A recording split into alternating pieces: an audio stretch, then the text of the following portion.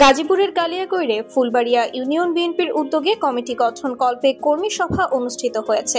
শনিবার বিকেলে উপজেলা ফুলবাড়িয়া আক্কেল আলী উচ্চ বিদ্যালয় মাঠে কর্মী সভা আয়োজন করে ফুলবাড়িয়া ইউনিয়ন বিএনপির ও সহ অঙ্গ সংগঠনের নেতৃবৃন্দ। উপজেলা বিএনপির আহ্বায়ক মোহাম্মদ নুহুর ইসলাম শিকদারের সভাপতিত্বে ও উপজেলা বিএনপির সদস্য সচিব এম আনোয়ার হোসেনের সঞ্চালনায় প্রধান অতিথি হিসাবে বক্তব্য রাখেন গাজীপুর জেলা বিএনপির সদস্য সচিব ব্যারিস্টার চৌধুরী ইশরাক আহমেদ সিদ্দিকী।